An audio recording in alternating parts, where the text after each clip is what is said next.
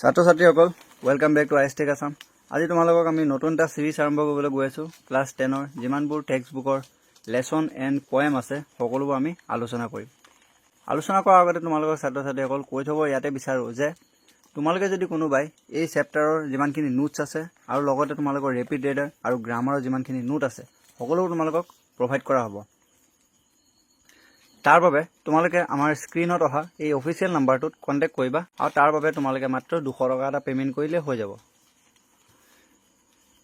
আৰু ছাত্ৰ-ছাত্ৰীসকল তোমালোকক ৰাইটিং স্কিলত থকা letter writing, report writing, story writing আৰু এছে কেনেদৰে লিখে এই সকলোবোৰ তোমালোকক আমাৰ অভিজ্ঞ শিক্ষকসকলৰ দ্বাৰা তোমালোকক প্ৰদান কৰা হ'ব।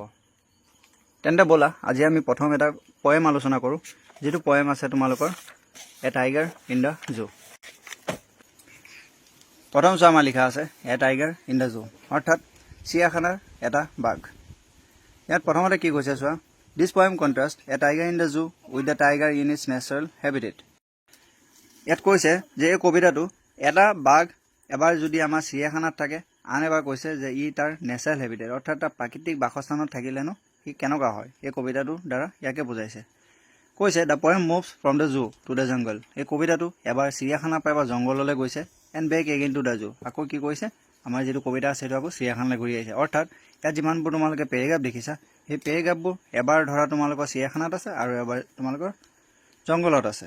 তেন্তে বলা আমি কবিতাটো আৰম্ভ কৰোঁ। He stalk in his vivid stripes the few step of his cage on pads of velvet quiet in his quiet rage. He stalk, ইয়াত হি বুলি সেই যিটো টাইগাৰ আছে, আমাক টাইগাৰটোলৈ কবিতাটো লিখা হৈছে সেইটো বুজোৱা হৈছে যে সি খোজ কাঢ়িছিল, তাৰ সেই যি ভৰিৰ ষ্ট্ৰাইপ অৰ্থাৎ তাৰ চিন আছিলে, উজ্জ্বল ভৰিৰ চিন আছিলে, সেইখিনি খোজকাঢ়ি আছিলে। The few steps of his cage, তাৰ যিটো কেজ মানে হৈছে পিঞ্জৰা, সি যিটো পিঞ্জৰা বন্দী হৈ আছিল সেইটো পিঞ্জৰাত কি লাহে লাহে অলপমান খোজকাঢ়ি আছিল। On pads of velvet quiet in his quiet rage, তাৰ ভৰিৰ তলুৱাখন যিহেতু অলপমান নৰম আছে সেইখিনিকে বুজোৱা হৈছে। পেটছ মানে তাৰ সেই ভৰিৰ তলুৱাৰ যিখিনি আছে সেইখিনি, ভেলভেট মানে হৈছে তোমালোকৰ নৰম, কোৱাইট মানে হৈছে মনে মনে। এতিয়া যিহেতু বাঘ এটাই খোজকাঢ়িলে তাৰ ভৰিৰ কি শব্দটো নাহে, সেইকাৰণে কোৱা হৈছে যে quiet in his quiet rage. Quiet rage মানে এতিয়া কি কৈছে, অলপমান তাৰ মনত খং লৈ, ৰেচ মানে হৈছে খং। এতিয়া ধৰা তোমালোকক যদি কোনোবাই চিৰিয়াখানাত বন্দী কৰি থয়, তোমালোকৰ অভিয়াছলি কি ফূৰ্তি নালাগে নহয় জানো? ঠিক তেনেকৈ সেই যিটো বাঘ আছে তাক বন্দী কৰি থোৱাৰ পিছত সি কি দুখ লাগিছে, তাৰ মনত অলপমান খং উঠি আছে। তাৰপিছত চোৱা, এতিয়া আমাক কবিতাটো এইখিনি চিৰিয়াখানাত আছে, এতিয়া আমাৰ নেক্সট ক'লে মুভ হৈছে, আমাৰ জংঘললৈ মুভ হৈছে। চোৱা কি কৈছে, he should be lurking in shadow sliding through long grass near the water hole where plump deer pass. He should be lurking in shadow, তাৰ উচিত আছিল কি ক'বলৈ, সেই যিবোৰ ছাঁ আছে অৰ্থাৎ যিবোৰ ঘাঁহৰ ছাঁ আছে সেইবোৰত লুকুৱাৰ। শ্লাইডিং থ্ৰু লং গ্ৰাছ, সেই যিবোৰ দীঘল দীঘল ঘাঁহ আছে সেইবোৰৰ ছাইডেদি কি ক'ব লাগে, পাৰ হৈ যাব লাগে। নিয়াৰ দ্য ৱাটাৰ হোল, এতিয়া যিহেতু নদীৰ জংঘলৰ মাজত কি থাকে, আমাৰ কিছু কিছু জেগাত পানী দেখিব পোৱা যায়, সেই তেনেকৈ সেই পানীখিনিৰ ওচৰত তাৰ কি ঘাঁহ থাকে দীঘল দীঘল, তাত সি লুকাব লাগে। ৱেৰ প্লাম ডিয়াৰ পাছ, য'ত নেকি স্বাস্থ্যৱান শকতাৱত হৰিণাবোৰ পাৰ হৈ যায়। He should be snarling around houses at the jungle edge baring his white fang his claws terrorising the village. He should be snarling, তাৰ উচিত আছিল, স্নাৰ্লিং মানে হৈছে ধৰা বাঘৰ এটা মাত থাকে ন, গৰ্জন কৰা, সেইটো সি গৰ্জন কৰা উচিত আছিল যিমানবোৰ ঘৰ আছে গাঁৱৰ কাষত সেইখিনি। এট দ্য জংগল এজ, জংঘলৰ সেই কাষৰীয়া অঞ্চলত। Baring his white fangs his claws, তাৰ যিবোৰ বগা বগা দাঁত আছে, ফেংছ মানে হৈছে চোকা দাঁত দুটা থাকে নহয় বাঘৰ, সেইকেইটা কথা বুজোৱা হৈছে।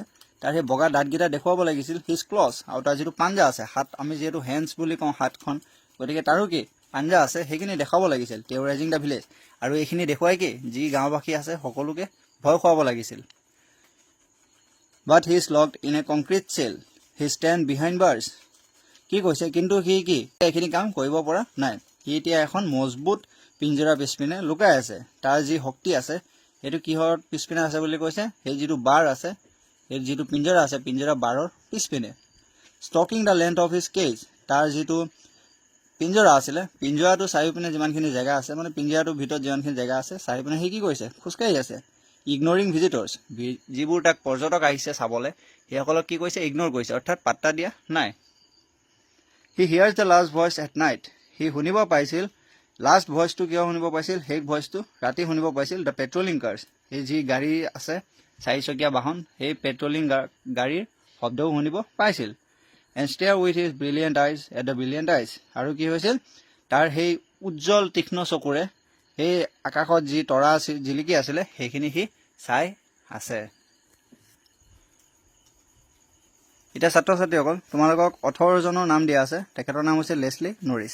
কবিতাটো সম্পূৰ্ণ তোমালোকে ভালদৰে পঢ়িবা। যিমানবোৰ ৱৰ্ড মিনিং আছে মই এতিয়া তোমালোকক দি দিছোঁ, চাই ল'বা। ভিডিঅ'টো পজ কৰি তোমালোকে স্ক্ৰীনশ্বট মাৰি ল'বা।